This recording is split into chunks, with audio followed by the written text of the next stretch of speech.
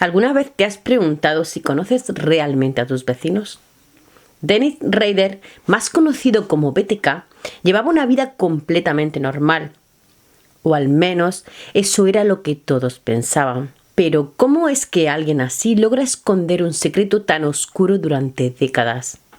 Hoy descubriremos cómo el verdadero BTK se ocultaba a plena vista.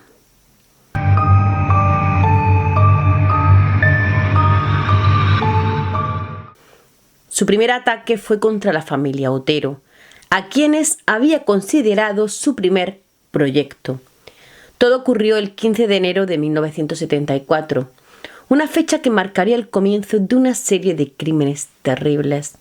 La familia Otero vivía en Wichita, Kansas, y estaba formada por Joseph, de 38 años, su esposa Julie, de 33, y sus 5 hijos, Danny, Carmen, Charlie, Josephine y el pequeño Joseph. BTK había estado observándolos, siguiendo sus pasos en silencio, hasta decidir que serían sus primeras víctimas. Aquella mañana en casa estaban los padres, Joseph y Julie, junto a 2 de sus hijos pequeños, Josephine de 11 años y Joseph de 9. BTK se acercó a la casa de Otero a primera hora de la mañana. Entró por la puerta trasera pistola en mano. Inmediatamente que entró los ató de pies y manos.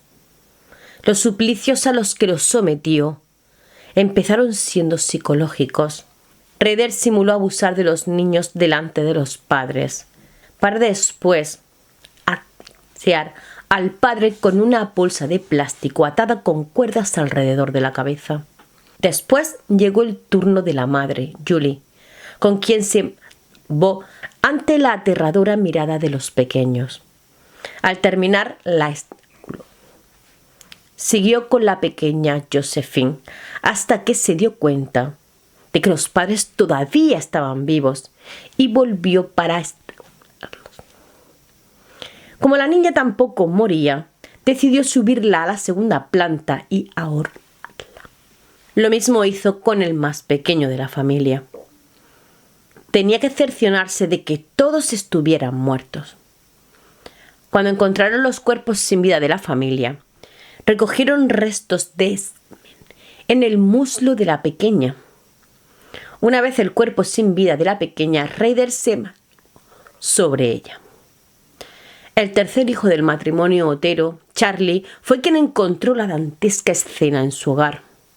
Desesperado, pidió auxilio a los vecinos y rápidamente la policía llegó a su casa. La escena era aterradora. Rader había maniatado los cuerpos de los padres con la cuerda de las persianas venecianas y los había colocado sobre la cama. Ninguna de las víctimas había sufrido agresión sexual. Tan solo 3 meses después del crimen de los Otero, Dennis volvió a asesinar.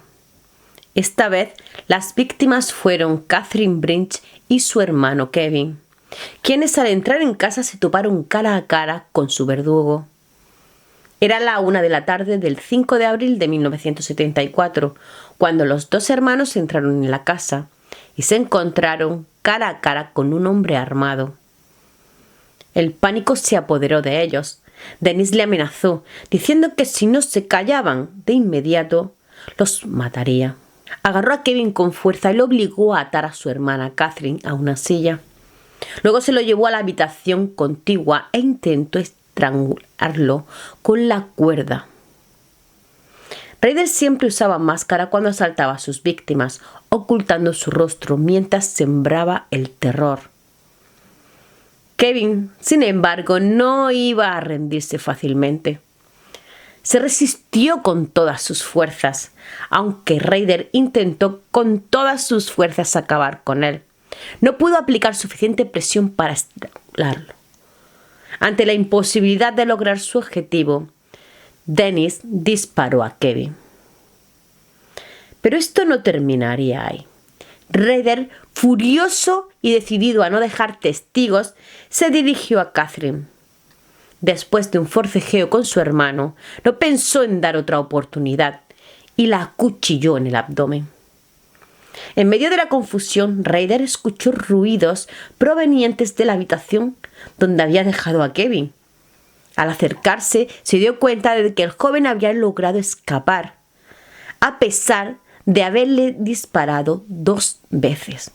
Durante la investigación, la policía interrogó a más de 1000 personas, buscando cualquier pista que pudiera llevar a la resolución de los crímenes. Sin embargo, las respuestas no fueron concluyentes. Al final, 3 hombres confesaron haber sido los responsables de la masacre de los Otero. Pero fue cuando estas confesiones salieron a la luz en los medios de comunicación que BTK decidió dar señales de vida. Rader no soportaba que otros se llevaran el crédito de un crimen tan atroz. Su ego no lo permitiría. Decidió tomar el control de la situación y se puso en contacto con el periódico.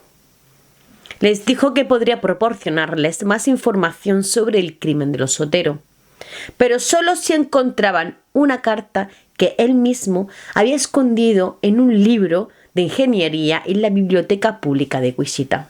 La policía, siguiendo sus instrucciones, localizó el libro y la carta. Al abrirla, se encontraron con un mensaje escrito en mayúsculas: el caso Otero. En ella, Rader dejaba claro que él era el verdadero autor del crimen y no los otros sospechosos. En sus propias palabras escribió: puesto que los criminales sexuales no cambian su modus operandi, ni pueden hacerlo porque así es su naturaleza, yo no cambiaré el mío.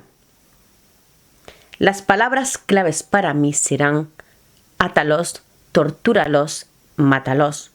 BTK. Ustedes lo verán de nuevo. Estará en la siguiente víctima. Fue en ese momento que Dennis Rader adoptó su macabro alias BTK, una firma que lo acompañaría en sus crímenes futuros. Aquella carta marcó el inicio de una nueva fase en la investigación, pero a pesar de la información que proporcionaba, no apareció ninguna pista relevante que pudiera acercar a los investigadores al asesino. Pero Rader no había terminado. En marzo de 1977 cometió otro crimen que escaló aún más su brutalidad. Su nueva víctima fue una madre de 26 años y sus 3 hijos pequeños, quienes fueron asaltados en su propia casa. De nuevo, Rader maniató a la madre, la asesinó con una cuerda y tras colocarle una bolsa en la cabeza, se emboscó sobre su cadáver. Esta vez, sin embargo, los niños fueron dejados con vida. Luego sabremos el porqué. En esta ocasión no los mató. Aunque la policía no encontró rastros que indicaran que BTK estaba detrás de este crimen, lo comunicaron a la prensa generando dudas. Sin embargo, Rader no tardó en aclarar las cosas. Escribió una carta al periódico explicando por qué había dejado vivos a los pequeños. En ella confesó sin remordimientos: tuvieron suerte. Una llamada telefónica los salvó. Iba a atarlos y a ponerles bolsas de plástico en la cabeza, como hice con los Otero. Después iba a colgar a la niña. Oh, Dios mío, qué bonito alivio sexual habría sido. Desde ese día y hasta enero de 1991, Rader continuó su macabra rutina. Asesinó a otras 4 mujeres a las que sometió al mismo destino, siempre enviando cartas como aviso y en ocasiones realizando llamadas telefónicas desde cabinas. A pesar de las pistas que él mismo ofrecía, nadie conseguía dar con su paradero.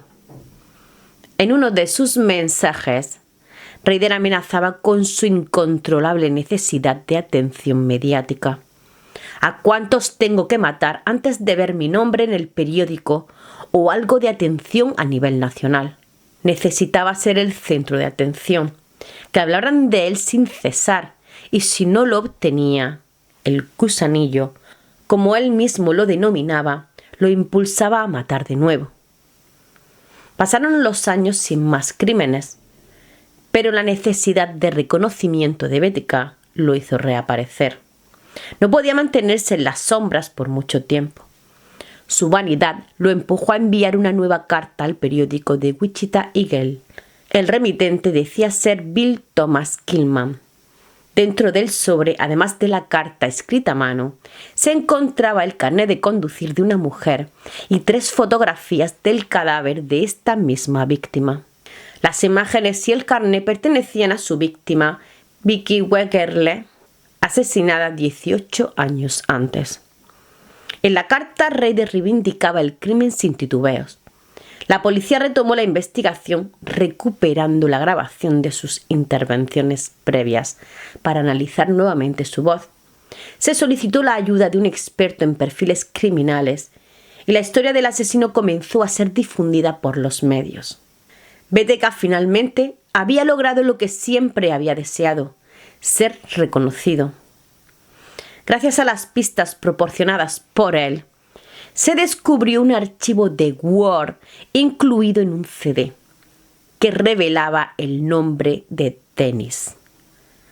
Además, se estableció una relación con una iglesia luterana. La policía estaba cerca, pero aún faltaban más pruebas. Aunque los análisis de ADN no apuntaban de manera directa a Dennis, los investigadores idearon un plan: obtener una muestra de sangre de la hija de Ryder, que asistía a la universidad. Compararon la muestra con los restos encontrados en las víctimas y los resultados no dejaron lugar a dudas. Dennis Ryder era el asesino conocido como BTK. El 25 de febrero de 2005, Dennis Ryder fue arrestado. Durante más de 30 horas de interrogatorio mostró una calma desconcertante. No hubo arrepentimiento, al contrario, se sentía satisfecho. Durante el juicio su testimonio dejó a todos en shock. Relató con detalles escalofriantes cada uno de los asesinatos que había cometido, como si no fueran más que una rutina. Con una frialdad asombrosa, se autoproclamó culpable de los 10 crímenes, dejando claro que disfrutaba de cada uno de ellos. Pero ¿quién era BTK? ¿Y por qué pasó desapercibido durante tanto tiempo?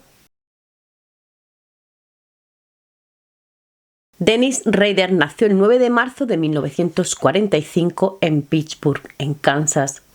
Desde pequeño, algo oscuro rondaba en su mente: la muerte y el sadismo.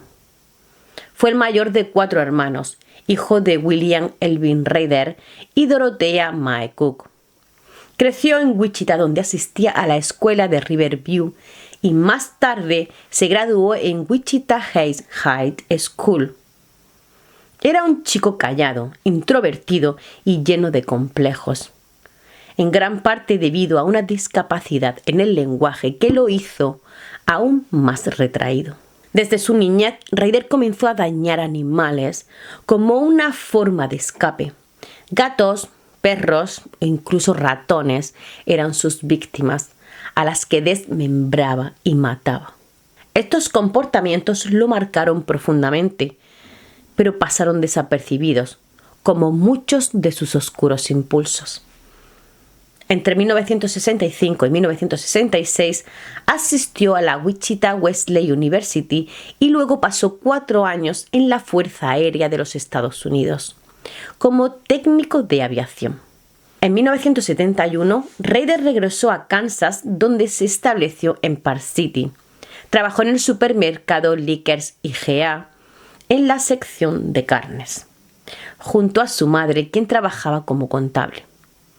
Fue entonces cuando se casó con Paula Diet, una mujer de origen germano-americano, y tuvieron 2 hijos.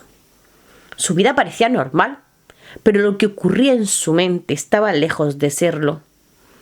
A pesar de su familia y trabajo aparentemente común, Dennis Ryder vivió una vida marcada por el control y el doble juego.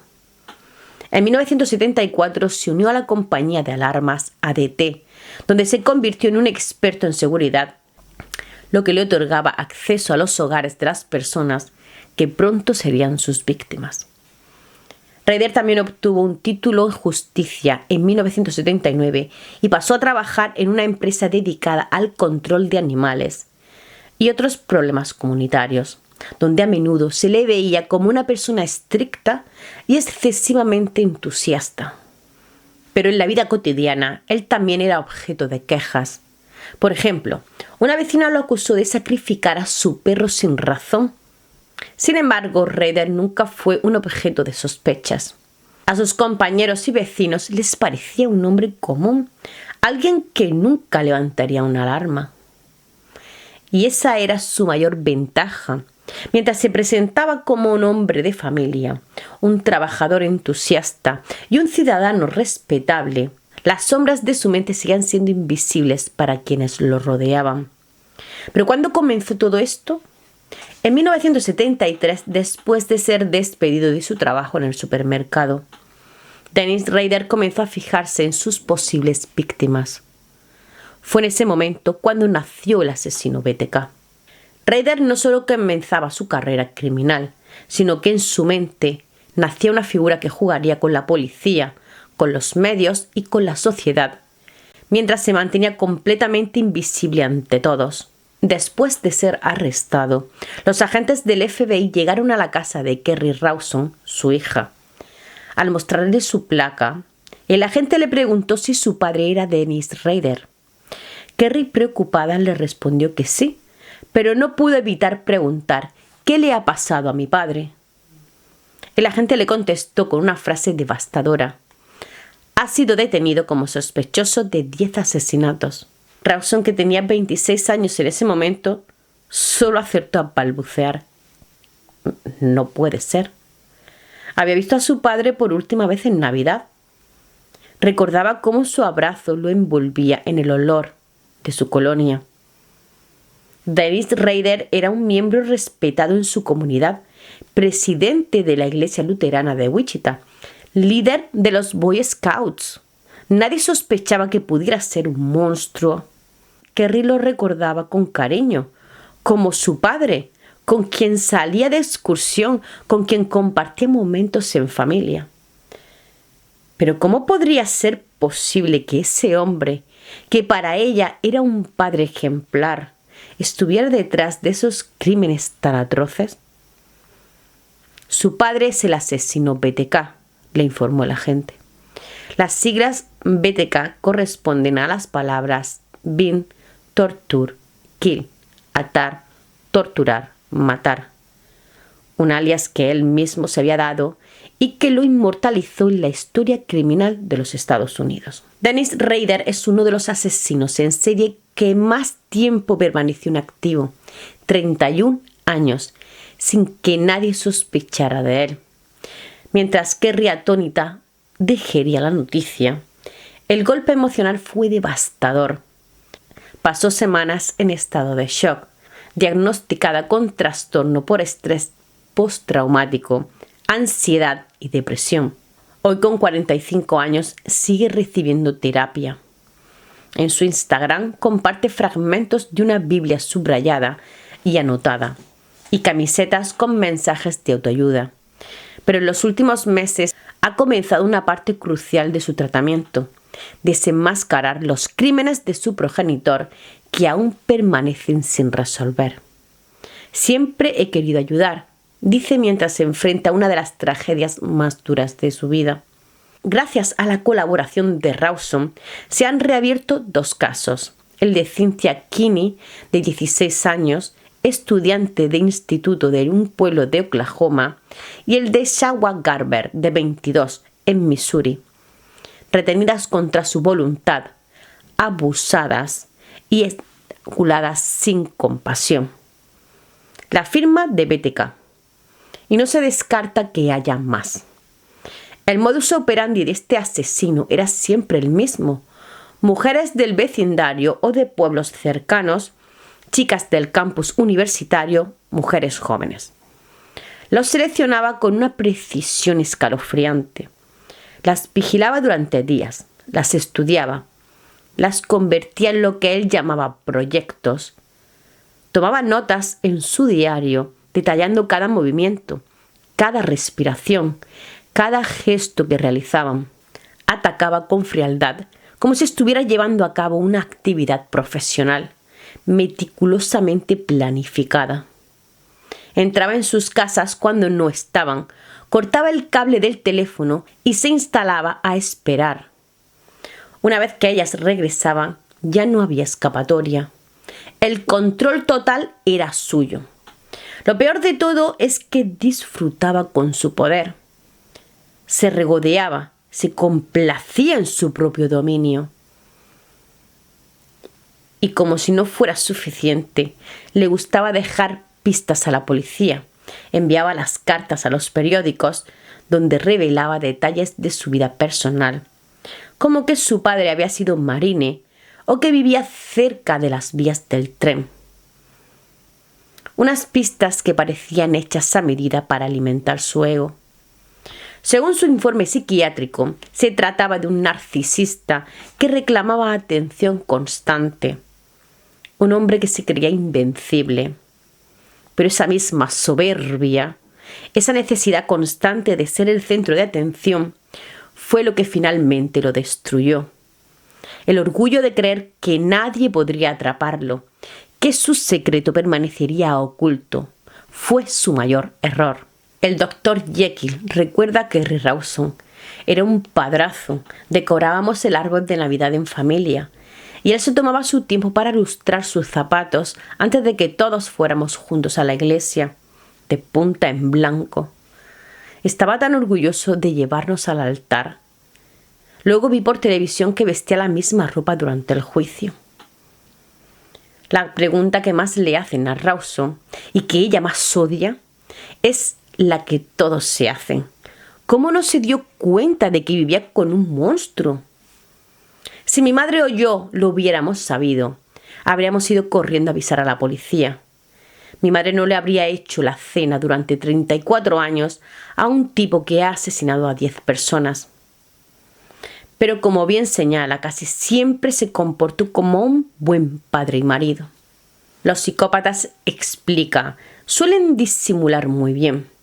Dennis Rader, el hombre que compartía su vida con su familia, el mismo que llenaba su hogar de momentos familiares, era un psicópata de manual. ¿Pero qué hay dentro de su mente? La psiquiatra Catherine, quien se carteó con él, asegura que Rader desarrolló fantasías de dominación y BDSM desde su adolescencia. En esos años la materializaba siguiendo a chicas por la calle o maltratando animales como los perros de sus vecinos. En 1966 se alistó en la Fuerza Aérea y fue destinado a Japón. Allí frecuentaba los burdeles, donde intentaba atar a las prostitutas. Sin embargo, como ellas no solían acceder a sus deseos, optaba por encerrarse en el hotel, ponerse una bolsa de plástico en la cabeza y masturbarse. Ese era su mundo secreto. Un mundo oscuro que ocultaba bajo la fachada de hombre de familia, patriota y respetado miembro de la comunidad. Su trabajo como instalador de alarmas le permitió desarrollar la habilidad que más tarde usaría en sus crímenes: conocer cómo entrar y salir de las casas sin ser detectado. Dominar la escena sin dejar rastro. La perfección de su doble vida. Me he sentido fatal por los 30 años de mierda que mi padre le dio a este pueblo y las cosas terribles que les hizo a sus víctimas. Las mujeres andaban con miedo, relata Kerry Rawson, su hija, que se convirtió en maestra y en los últimos años ha sostenido su vida con las ganancias de un libro sobre su experiencia y conferencias. A menudo la acusan de lucrarse con los crímenes de su padre. Yo no elegí esta vida. Mi padre comenzó a matar antes incluso de que yo naciese, dejando claro que las consecuencias de la vida de su padre le han perseguido siempre. Recuerda cómo cuando era niña tuvo terrores nocturnos, especialmente después del asesinato de Marin Head, una vecina de 53 años que a veces la obsequiaba con galletas recién hechas. Su padre, tras matarla, confesó que la visitó con lencería de cuero y le tomó fotos con una Polaroid. Estas imágenes y recuerdos, entrelazados con el horror de saber que su propio padre era el monstruo, pues, la marcaron profundamente.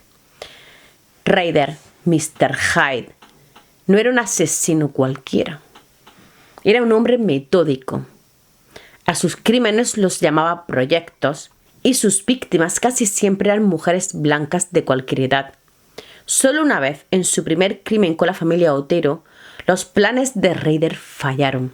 Pensaban que solo encontraría a madre e hija, pero se topó también con el padre y el hijo, quienes serían víctimas inocentes de su violencia.